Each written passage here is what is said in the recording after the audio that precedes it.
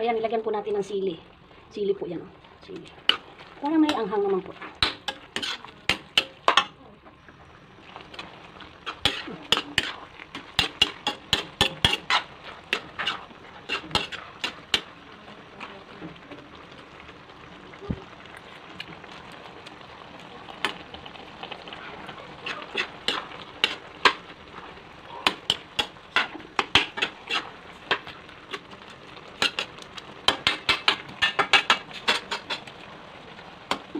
Tapos na po.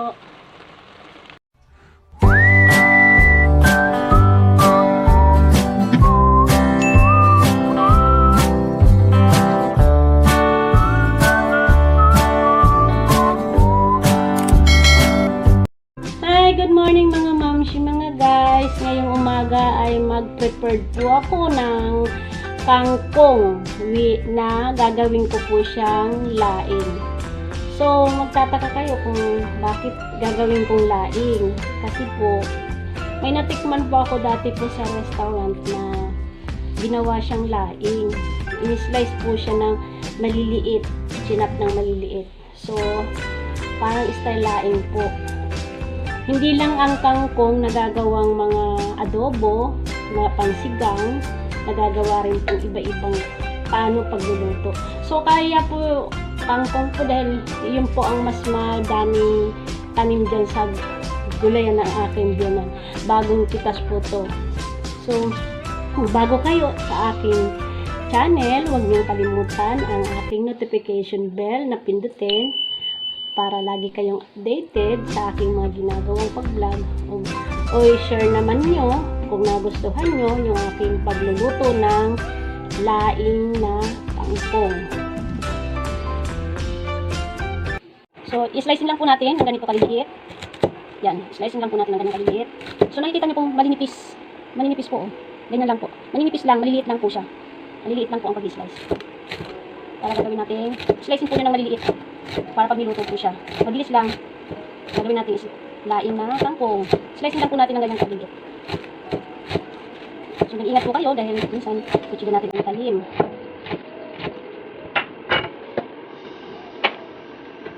Ganyan po, kabusisi din.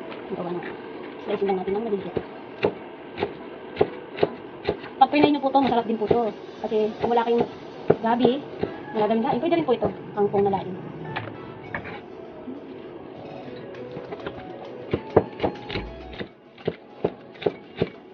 Mahal na rin po ngayon ng kangkong, di po ba? Dati mura lang yan. So marami tayong nagagawa. Dahil mas marami po ito dyan sa garden ng aking biyanan, kung kangkong. Pinitas ko lang po ito kaninang umaga dyan.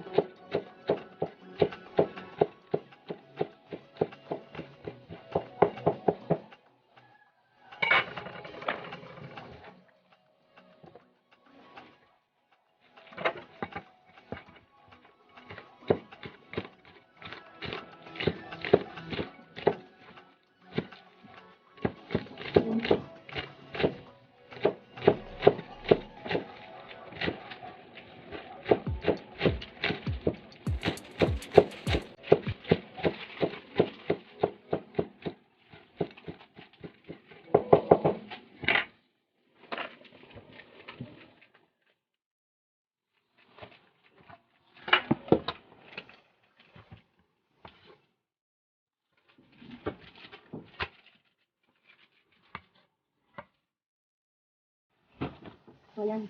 Hindi madami-dami po yan kasi ang kangkong, hindi po din yan, po ba? Yan, slice na natin ng pinong-pino. Masarap po ito guys, pag iniluto nyo to. Best seller po ito sa restaurant, tikman ko ito. Saka mahal. Kasi kakaiba po. Yung laing nila na kangkong.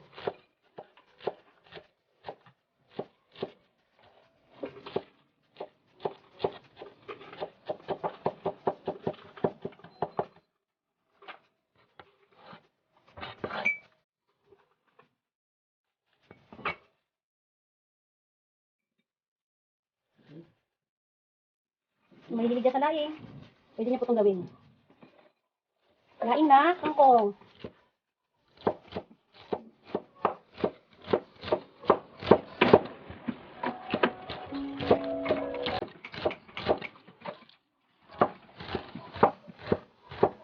Kahit anong halo niyo dito, nasa inyo naman po yun. Pag pinag hinahalo, pwede niyo gawa ng baboy. yung paglalain niya, bigyan yung haluan, nasa inyo po. Ako po ihalo ko dito ay tinapa.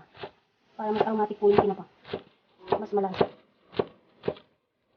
Sa mga hindi mahilig kumain ng gabi, ito pwede nyo itong gawing laing na kangkong.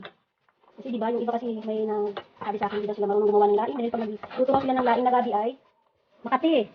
Pero may technique po doon, para hindi maging makati, wag nyo pong haluin. Kaya, lutuin, mixture ng luto yung tangkay. Saka dahon. Kaya lang naman po kumakati yung gabi, gawa ng, ano po yun, hindi siya naluto ng maayos. Kaya dapat, pag naglalaing, lutuin ng maayos. Dito ba, pinong-pino na siya, oh.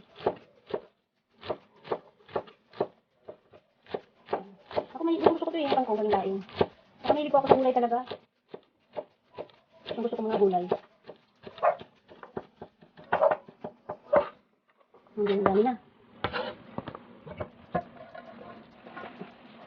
Ang napakadami kong kangkong dyan sa ano. Lagi ko pong, siguro sa isang linggo, 2 beses ko siyang pinatanggalan ng talbos yung kangkong para mabilis po siyang magsama-sama ulit. Sa malinis po dyan, sa dinungginan ko kasi hindi po malinis po yun. Kasi mayroon po yung, di ba yung pagkakulahan, hindi mo rin alam kung saan yung kinukuha ng kangkong. Pero malinis din naman yun.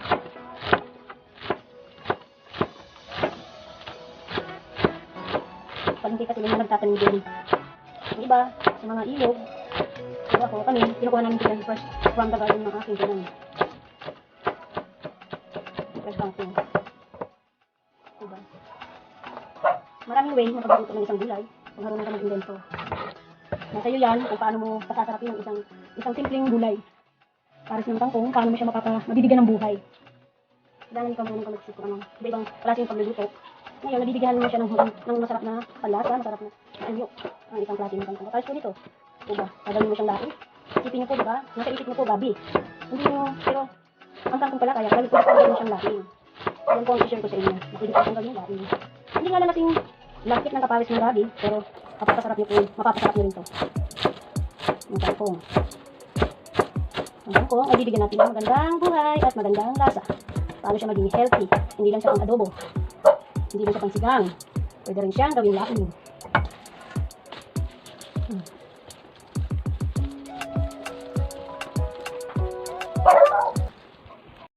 So, ayan na po. Nagayat na natin siya. Ganyan siya kaliliit. Nagayat na natin yung kangkong. Hindi pa po. Mamaya, lalagyan, isasalang ko na po yan mamaya.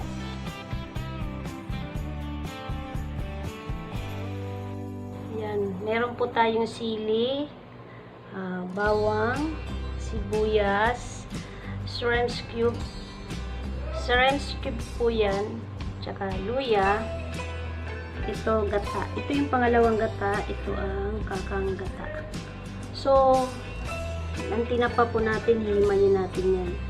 At kung ako po ay magdadagdag ng embutido, optional lang po yan. Ayan o. Yan po siya. Para maging masarap pong ating kangkong laing. Unang gata. Pangalawang gata. Tulog natin yung mga ingredients. Para po mas ano. Tulog na natin yung mga ayan. Lagyan na po natin siya na luin muna natin siya. Yan po yung pangalawang gata. Kasi yung kangkong, madali lang po yun madali lang po siyang luto. Kailangan i-aliban muna natin. Lagay natin yung tinapa.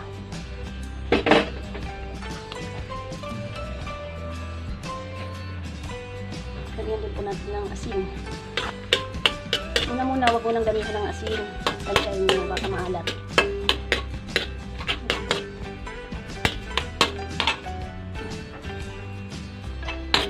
Ito na lagyan na kaagad na naman. Sili dapat mamaya ito.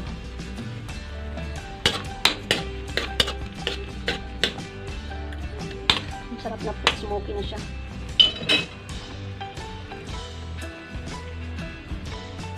Ayan, mulo na po yan.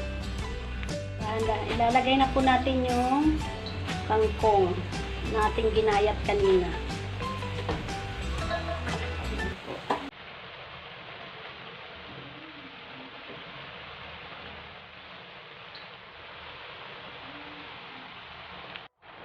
So, ayan, haluin lang po natin.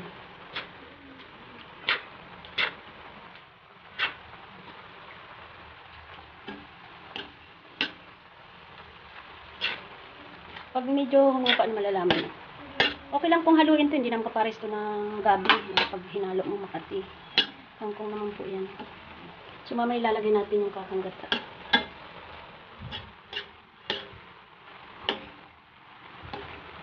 Ano lang po, kita nyo. Niliit lang kangkong. Kanina dami niyan eh. So, marami pong pamamaraan paano nyo mapapasarap ang isang simpleng gulay. Yung kangkong. Pasensya na kayo ha. Puro ganito lang ang munang aking nagagawa. Sa susunod ay marami na po akong mapapakita sa inyo mga secret recipe. Para sa merienda. Meron po kami yung talagang ipapakita ko rin sa inyo paano magawa ng mga merienda. Yung kultura. Paano ginagawa ang isang merienda ng simpleng paggawa. So, ngayon muna dito. Kasi marami pong gulay na, marami po kasing kangkong, sayang naman po. Tsaka healthy naman po ito. Ayan lang. So, gano'n na po siya, bumaba na.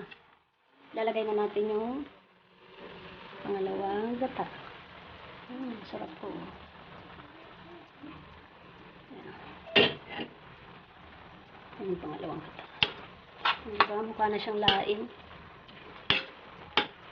Nako, pag ginawa niyo po to, talagang magugustuhan niyo mga mamshi, mga guys.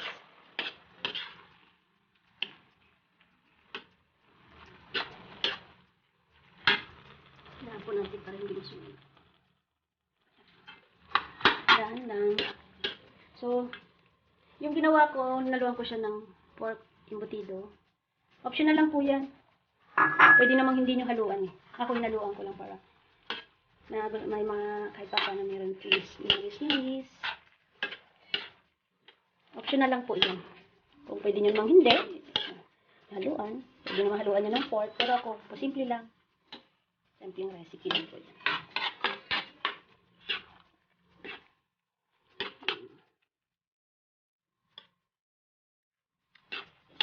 So ngayon, magdadagdag tayo ng asin. Ang sarap na po.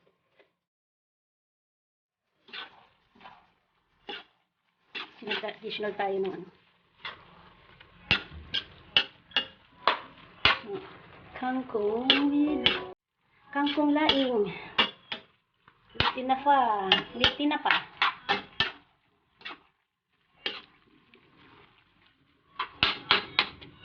Diyan na natin.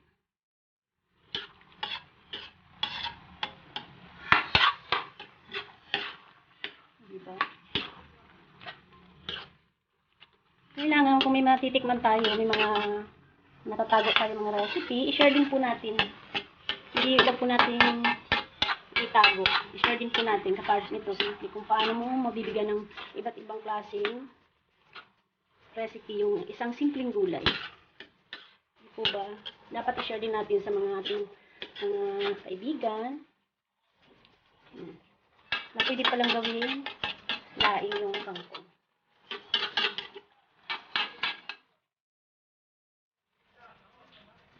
Yummy na po. Sarap.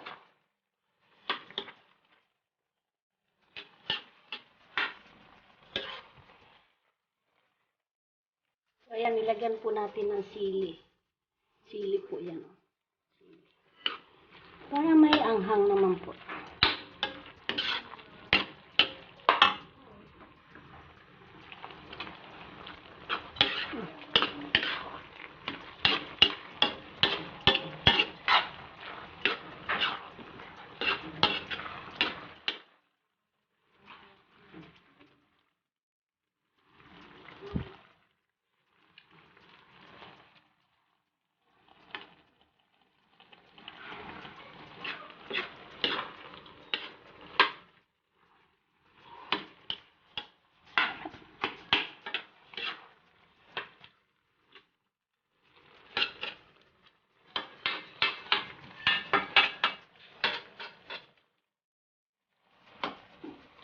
Tapos na po.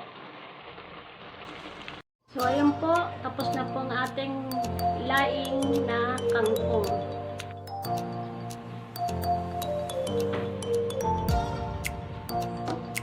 Mga mamshi, mga guys, tapos na po ang aking pagluluto. Sana po ay nagustuhan nyo ang aking i-share sa inyong munting recipe about sa paano gumawa ng laing na kangkong. So, yun lang po. At sana hindi kayo magsawa na patuloy akong suportahan sa aking ginagawang pag-vlog. Salamat po. Bye-bye.